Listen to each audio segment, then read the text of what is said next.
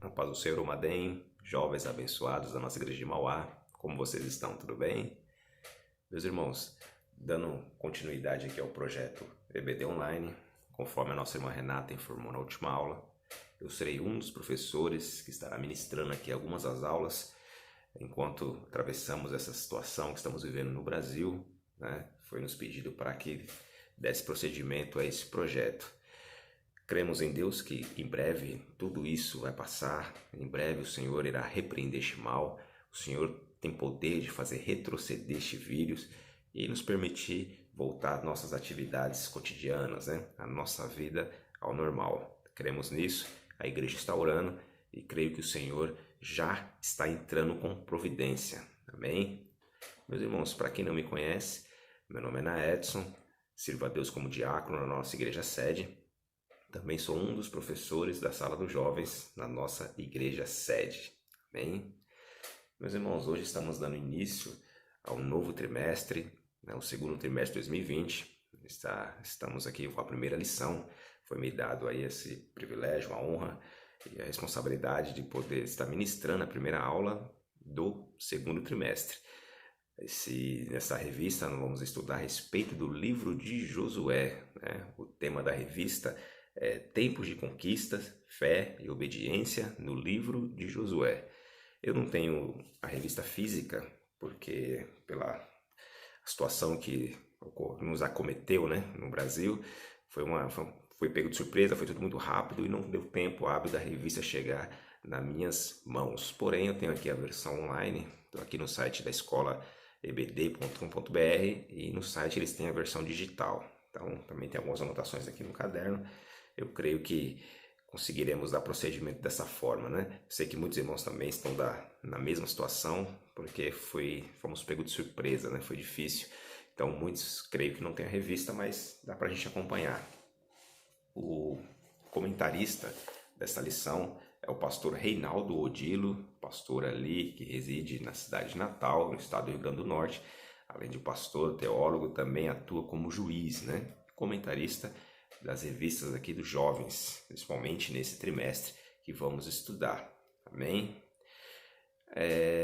A revista vai tratar a respeito de Josué, do tempo da conquista, e na primeira lição, né, hoje nós vamos apenas dar um apanhado geral, vamos apenas dar um panorama geral do livro e da revista em si, dos temas que ela vai tratar, né? Nessa primeira a gente vai falar a respeito do livro de Josué, Tempo de Conquista, mas, por exemplo, na próxima lição já vamos falar a respeito do chamado de um líder, então já é algo mais específico, então já vamos detalhando mais como se deu a conquista do povo de Israel, a conquista da terra prometida pelo povo de Israel, que é muito importante, nos traz lições valiosas para a nossa vida espiritual, para a nossa vida financeira, para a nossa vida profissional, porque a palavra de Deus, meus irmãos, é um livro riquíssimo em conhecimento, riquíssimo em aconselhamentos, riquíssimo porque a Bíblia não esconde as falhas dos seus grandes homens, das suas grandes mulheres, né, do seu povo.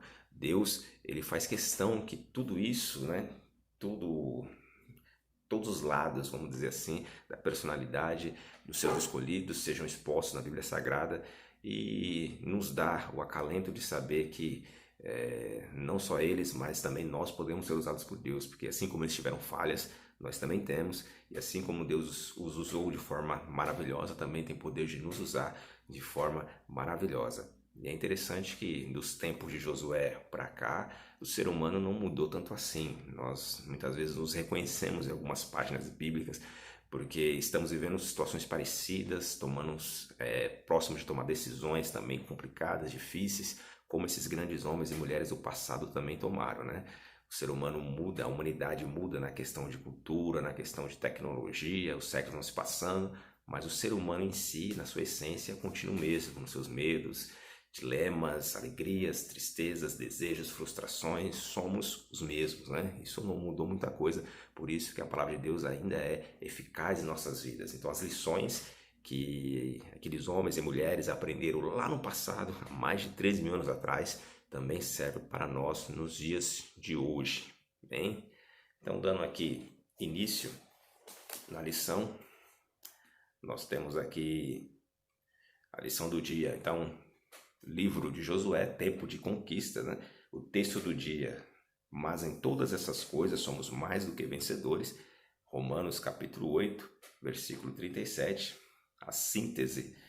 Os resultados da liderança de Josué deixaram profundas lições para os hebreus e para os servos do Senhor que vivemos na atualidade, né? Para nós, os servos do Senhor, que vivemos na atualidade. Então, as lições tidas aqui, tiradas do livro de Josué, do primeiro livro histórico da Bíblia Sagrada, do livro que narra a entrada do povo de Israel na Terra Prometida, né? O cumprimento da promessa, da tão almejada promessa, tão desejada promessa essa que Deus fez para Abraão, seu amigo, há mais de 400 anos atrás, e agora estava no liminar, né, da conquista, estava ali na materialização, estava ali na concretização, e Deus faz isso através de Josué, figura importantíssima, figura principal do livro, figura que dá nome ao livro, e não é à toa. Nós vamos ver um pouco de forma resumida nessa lição, mais aprofundado a partir da próxima lição, quem foi Josué e como foi a sua trajetória até chegar a essa posição de ser sucessor de Moisés.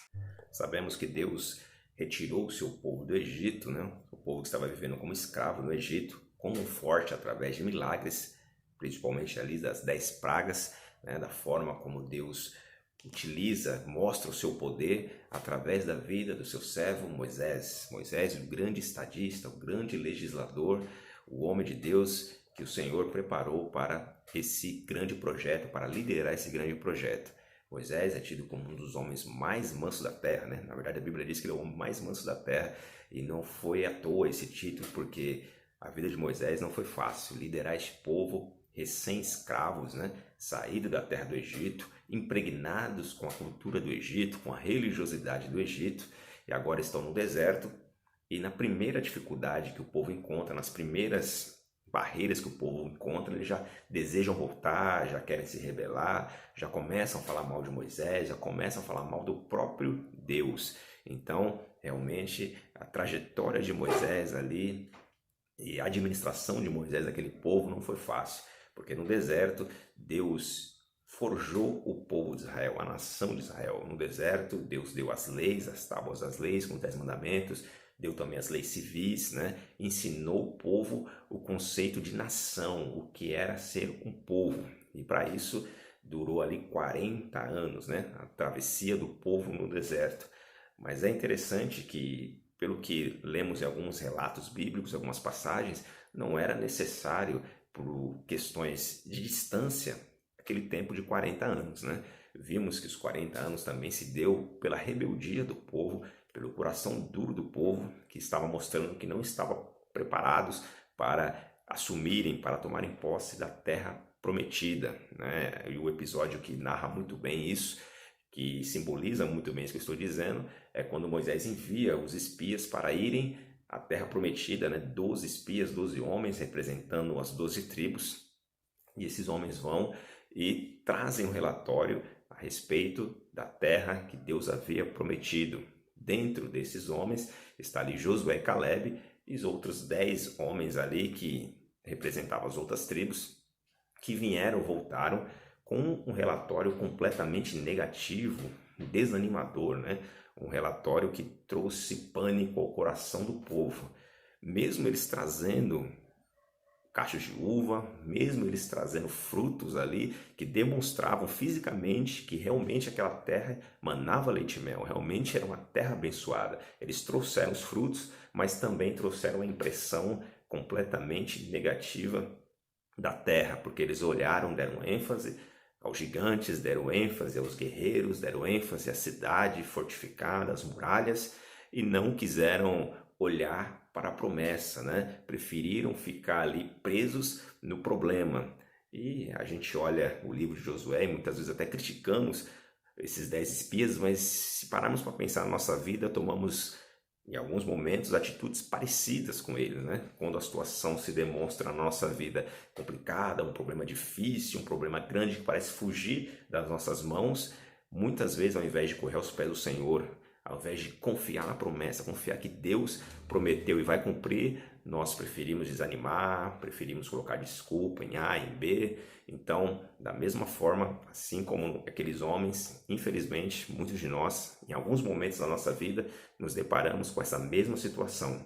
Porém, Josué e Caleb, que também estiveram no mesmo local que eles, que também viram o que eles viram, né? E o problema era real, não era invenção. Realmente existiam gigantes, realmente as cidades eram fortificadas, realmente aquela situação não era algo criado pela sua mente. O problema era real. Porém, Josué e Caleb preferiram dar crédito à voz do Senhor, preferiram acreditar que maior do que o problema era o Deus que eles serviam, e por isso eles vieram com um relatório completamente oposto àqueles 10 homens, né? E eles tentaram animar o coração do povo, dizendo que se formos fiéis a Deus, se nos apegarmos à sua palavra, Deus entregará essa nação nas nossas mãos. E realmente Deus entregaria como entregou.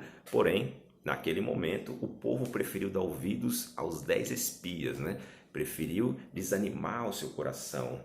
O povo ficou com o coração desmaiado, né? E ficou irado contra Moisés, Arão e, por consequência, também Caleb e Josué, porque chegaram ao cúmulo de pegar em pedras para matar Moisés, Arão e também Josué e Caleb, porque estavam do lado de Moisés, né? E de Arão. Então, meus irmãos, Deus se ira com essa atitude do povo. Deus se ira porque o povo estava dizendo: Moisés, você não tirou dos Egito, você nos enganou falando que Deus nos guardaria, que Deus nos daria uma terra prometida, e agora nós estamos no deserto com nossos filhos, nossas mulheres, e certamente nossos filhos morrerão no deserto, certamente veremos os cadáveres deles espalhados pelas terras, pelas areias do deserto, porque você nos enganou, Deus nos enganou. E Deus se ira, fica indignado com essa situação e fala para eles: vocês estão achando que eu não tenho capacidade de cuidar dos seus filhos, mas eu digo, vocês que murmuraram, vocês que tentaram tirar a vida do meu servo Moisés, vocês de 20 anos para cima, a geração que saiu do Egito, ninguém herdará a terra prometida. E pelo contrário, os filhos de vocês, que vocês temem tantos, que eles morrerão, que eles serão abandonados no deserto, eles entrarão na terra prometida. Eles terão direito de entrar, e vocês, pela murmuração, não entrarão. Então a Bíblia diz que aqueles 10 homens que trouxeram o relatório negativo foram acometidos por pragas e morreram na hora, e aquela geração toda que foi incrédula não entrou na terra prometida, apenas Josué e Caleb, né? Mesmo sendo fiéis, mesmo obedecendo, crendo na palavra do Senhor, mas por conta da rebeldia do povo, eles também se viram ali na situação de também passar os 40 anos no deserto.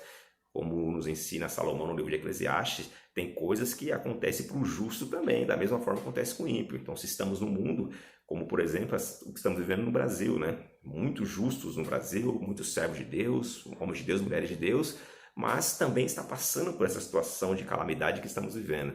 Então não foi diferente de Josué e Caleb, porém Deus não se esquece dos seus filhos, Deus não se esquece das atitudes que tomamos de fé para com Ele, e Deus permite ali que Caleb possa adentrar na terra prometida e também Josué, e não só isso, na vida de Josué também Deus permite que ele se torne o sucessor de Moisés. Então veja como as nossas atitudes, como o nosso posicionamento de fé vai refletir em bênçãos de Deus na nossa vida, né? Josué, por esse e por outros motivos, por outras situações, Josué sempre próximo de Moisés, sempre como auxiliar, ajudador, sempre como ali o homem de confiança de Moisés, né? Não só no aspecto militar, porque Josué batalhou guerras para o exército do Senhor ali, debaixo da direção de Moisés. Nós temos isso muito claro no texto de Êxodo, que mostra Josué vencendo os amalequitas, né? Aquela famosa passagem onde Deus pede para que Moisés suba ao alto do monte, e Moisés subindo ali, ele começa a interceder pelo povo, Moisés juntamente com Arão e com Hur. E enquanto Moisés orava e as suas mãos estavam estendidas, Deus dava vitória ao povo. Quando as mãos de Moisés desfaleciam, o povo de Israel recuava e o inimigo avançava.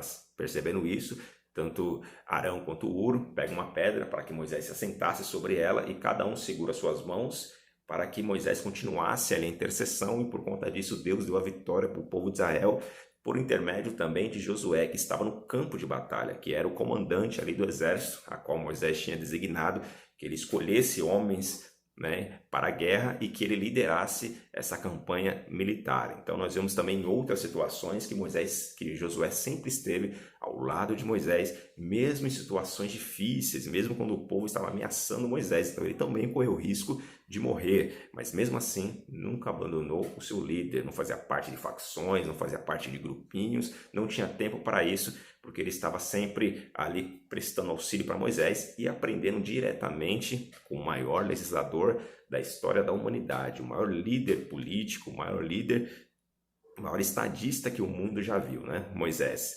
E não foi à toa, ele absorveu todo esse conhecimento e Deus foi vendo no coração de Josué que ele tinha um coração de líder, um coração de alguém que estava apto e pronto para liderar o povo de Deus nessa grande empreitada que era a entrada na terra prometida. Vamos ver mais para frente que para Moisés não foi permitido a entrada na terra prometida, mas Deus permitiu Josué, dando para ele a sucessão desse grande projeto e dando graça para que ele fosse reconhecido perante toda a nação, toda a comunidade dos israelitas. No livro de Números, capítulo 27, vemos aí a narrativa que a Bíblia nos mostra de como Deus separa a Josué para ser o sucessor de Moisés, né? Veja que é o próprio Deus que escolhe Josué como sucessor. Apesar dele estar sempre próximo de Moisés, certamente Moisés já vê características interessantes da vida de Josué. Interessante que o próprio Moisés muda o nome de Josué para o nome, ele se chamava Oséias, que alguma coisa significa no sentido de salvação, para Josué, ou seja, Deus é a salvação. Então Moisés estava de forma profética ali falando a respeito da vida de Josué, que através dele Deus daria a salvação para o seu povo, a entrada na terra prometida.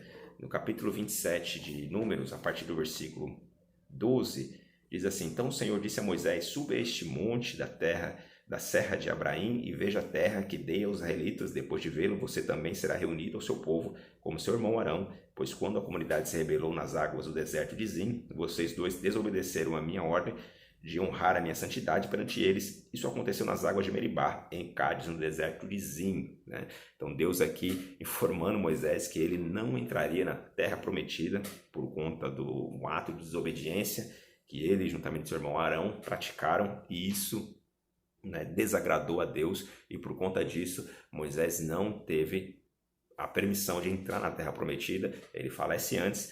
Interessante que quando Moisés tem essa notícia, ao invés de espernear, ficar revoltado, dizer que o mundo é injusto, que Deus é injusto, ele reconhece como seu coração de servo, um estadista que Deus colocou para o povo.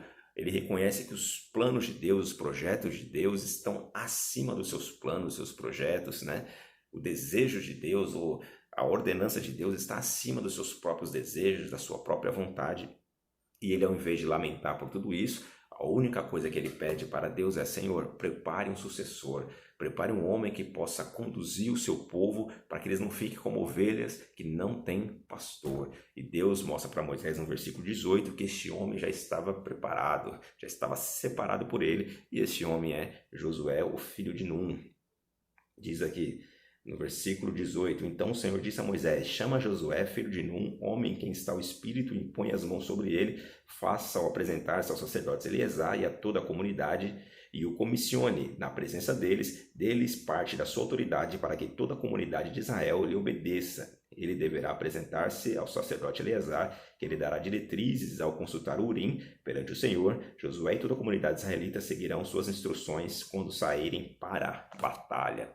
Então Deus ordena para que Moisés apresente Josué agora ao povo como o seu sucessor, né? Interessante que não há relatos de pessoas que foram contra a indicação de Josué, porque todos viam em Josué as suas atitudes, viam em Josué a sua fidelidade, a sua coragem. Isso é uma lição muito importante para nossas vidas, porque estamos sendo sempre observados, né? Nas nossas ações, nas nossas falas, nas nossas omissões, em tudo que estamos fazendo no reino de Deus, na sua vida secular, sempre tem alguém observando, e você é testemunha viva, né?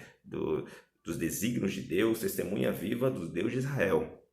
Então, é muito importante sempre darmos o nosso melhor naquilo que estamos fazendo, porque sempre tem alguém nos observando. Tem gente que pensa assim, eu vou começar a agir como escolhido quando realmente Deus publicamente falar que eu sou escolhido. Meu irmão, faça como Davi, mesmo quando ninguém olhava para ele, mesmo quando ele estava no mato, lá atrás das malhadas, o Senhor Deus ouvia o seu coração, via o seu coração e percebia que ele tinha um coração de líder, porque mesmo sem ninguém ver, sem ninguém observar, ele tratava as ovelhas como um rei deveria tratar o seu povo.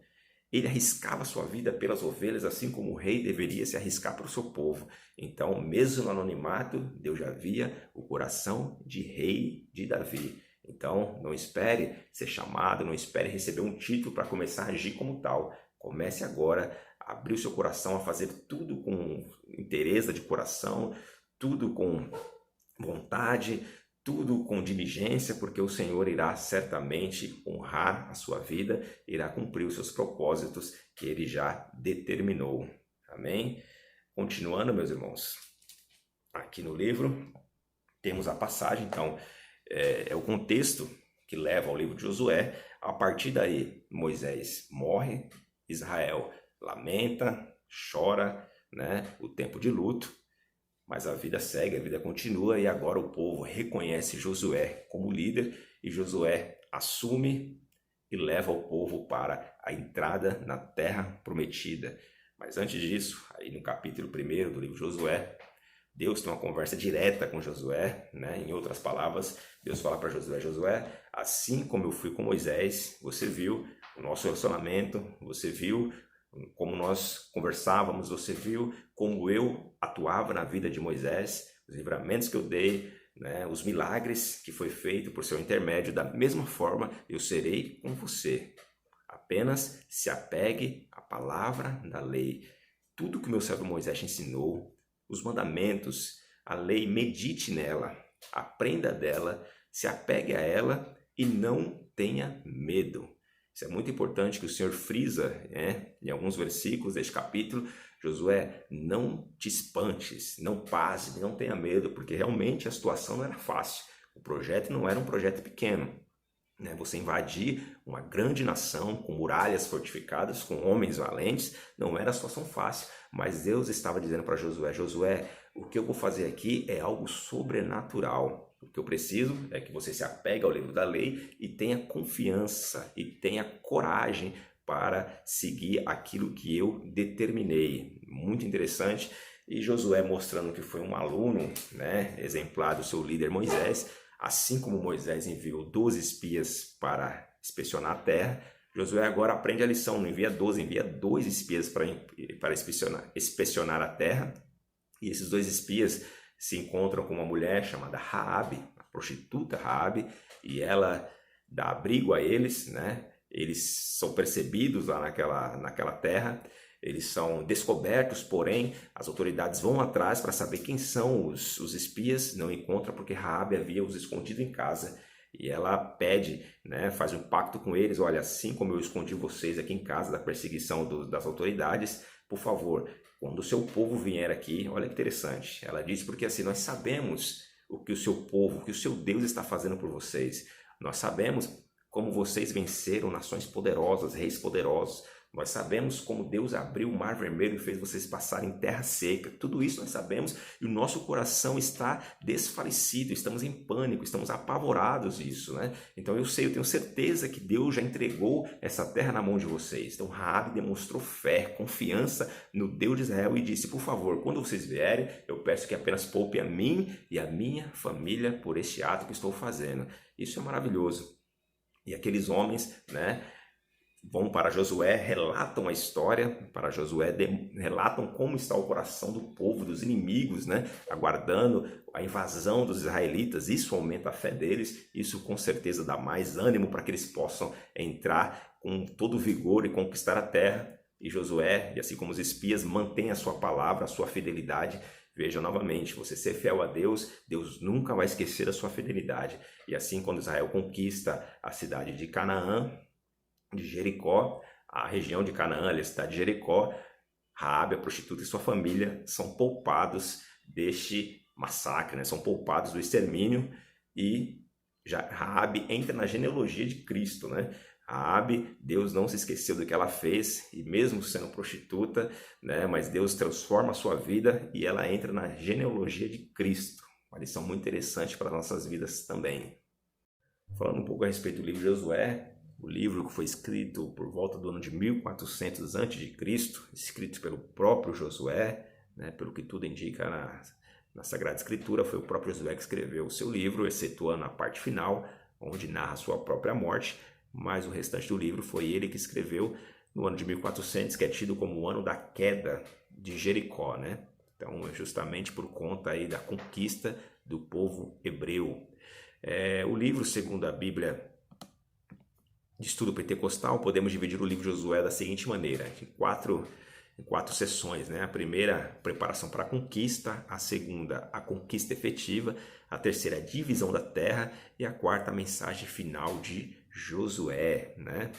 Falando um pouco do contexto histórico ali da cidade de Canaã, da cidade de Jericó, da região de Canaã, quando Deus ordena, quando Deus permite que o povo ali conquiste Canaã, já existiam outros povos ali em redor, né? O autor faz questão de dizer que já existiam civilizações, ele cita ali no Japão, na Ásia, ele cita aqui na América, ele cita a Síria, ele cita a própria Roma, que só vai ser fundada bem depois ali da conquista, mostrando que Deus não age num vácuo histórico, né? Mesmo havendo outras nações, outros povos ali, mas Deus, pela sua misericórdia e graça, ele prefere constituir um novo povo através da aliança, do pacto que ele faz com Abraão, para que esse povo se tornasse o portador da verdade, né?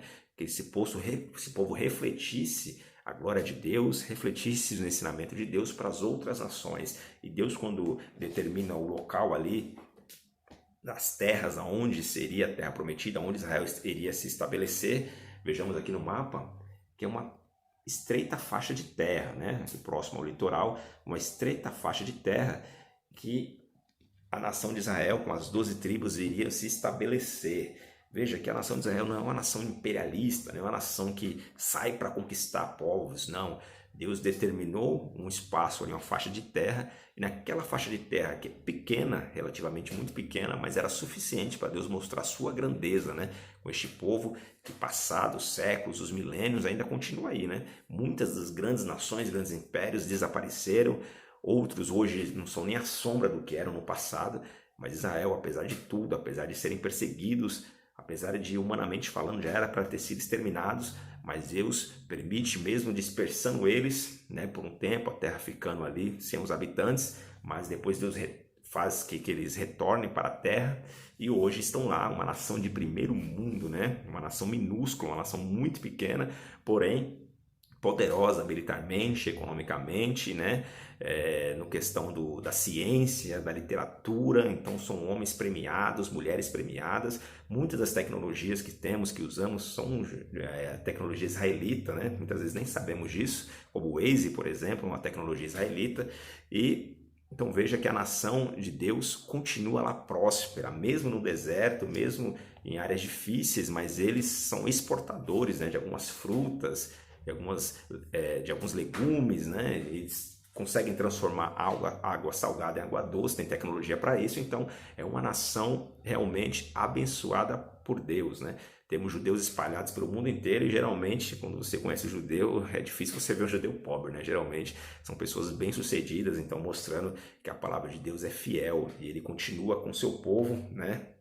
Mesmo o povo de Israel não reconhecendo Jesus Cristo, o Messias, mas a palavra diz que um dia eles reconhecerão, né? Tudo isso já está profetizado na palavra do Senhor, tudo isso já está determinado, né? Pela presciência de Deus, né?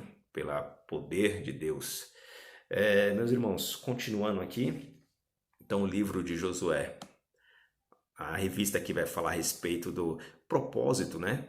Qual é o propósito do livro de Josué? Que é o valor, né? O propósito do livro de Josué e o valor dele, o propósito é demonstrar historicamente como Deus deu livramento para o seu povo, né?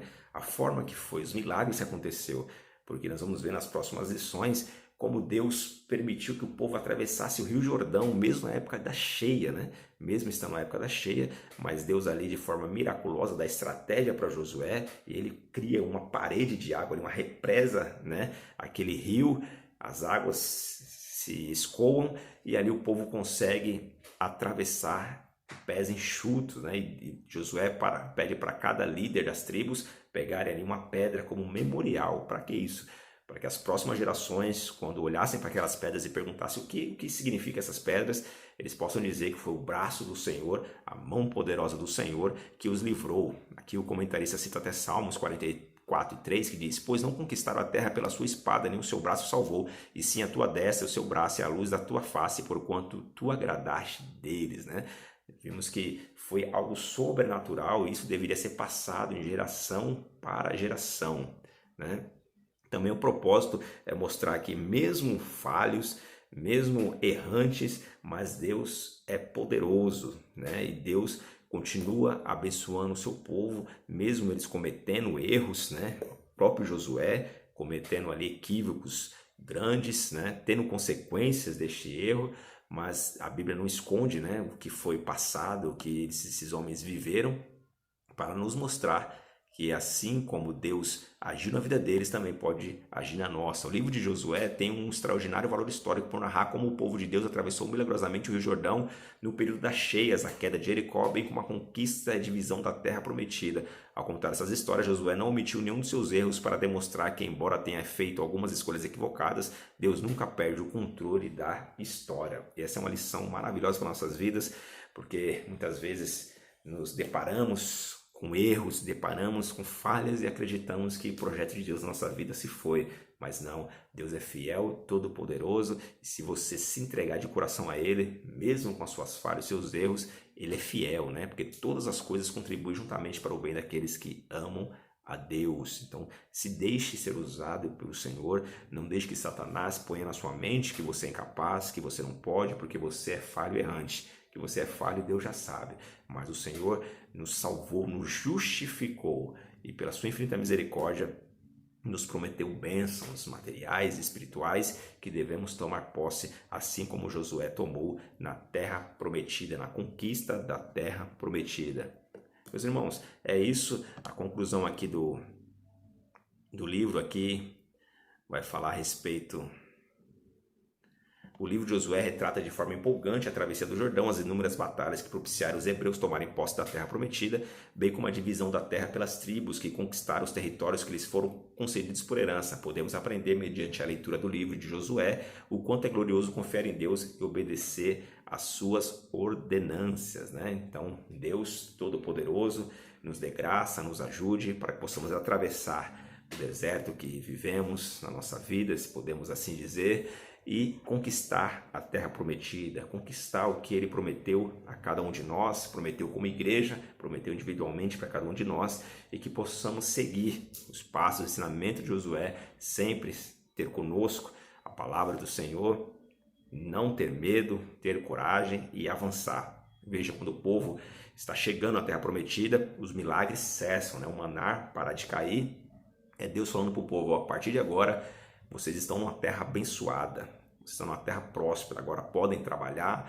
podem produzir, não tenham medo, porque eu darei o sustento de vocês através da terra. Então fica a lição aqui para mim, para você, juventude, possamos conquistar, avançar. O Senhor já nos deu poder, o Senhor já nos deu sabedoria e graça. O mundo está aí para ser conquistado, tanto na área profissional, na área financeira, no reino de Deus, conquistando almas para o Senhor, arrancando das garras de Satanás, almas que estão perdidas, sendo encaminhadas para o inferno. Então que o Senhor nos dê graça, nos dê força, possamos no decorrer dessas lições aprender cada vez mais, crescer na graça e no conhecimento.